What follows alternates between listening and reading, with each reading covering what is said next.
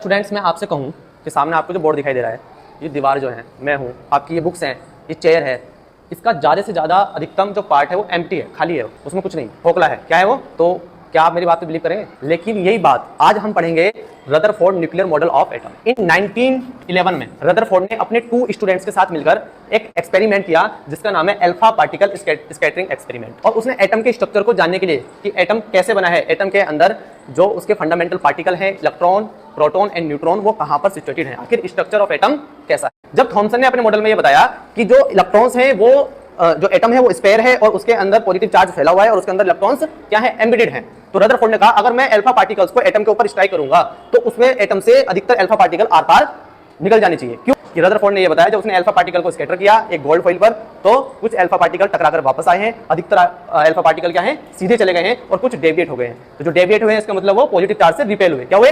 Repel. ठीक, क्योंकि alpha particle भी पॉजिटिव है, न्यूक्लियस भी पॉजिटिव है, तो रिपेल हुआ तो वो साइड से चला गया। ठीक, जो सीधे चले गए वहां पर कुछ नहीं है, एम्प्टी है। ठीक, इलेक्ट्रॉन ने उनको अपनी तरफ खींच लिया और जो बिल्कुल सेम डायरेक्शन में चले गए इसका मतलब सेंटर में कुछ ना कुछ ऐसी हार्ड चीज है एटम के जिसमें से कोई चीज आर पार नहीं जा रहा। आपके मन में कि अगर सर एटम का अधिकतर पार्ट खोखला है, एम्प्टी है, तो फिर हमें दिखाई क्यों नहीं दे रहा? हम भी तो एटम से मिलकर बने, हर चीज जो भी पूरी यूनिवर्स में है सब किससे मिलकर बनी है? वो इसलिए क्योंकि इलेक्ट्रॉन्स के बीच में फोर्सेस लगती है। क्या लगती है? फोर्सेस। इलेक्ट्रॉन आपस में एक दूसरे को क्या करते हैं? रिपेल। तो जब मैं इस दीवार पर फोर्स लगा रहा हूं, ठीक, तो मेरा हाथ आर पार निकल जाना चाहिए क्योंकि अधिकतम तो एम्प्टी है ना स्पेस, बट क्यों नहीं जा रहा? क्योंकि मेरे हाथ के जो इलेक्ट्रॉन्स हैं इस बोर्ड के अंदर जो इलेक्ट्रॉन्स होंगे वो एक दूसरे को क्या कर रहे हैं? रिपेल। और जो सॉलिड होते हैं क्या होते हैं?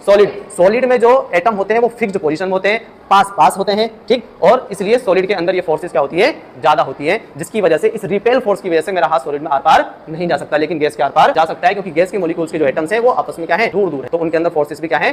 कम।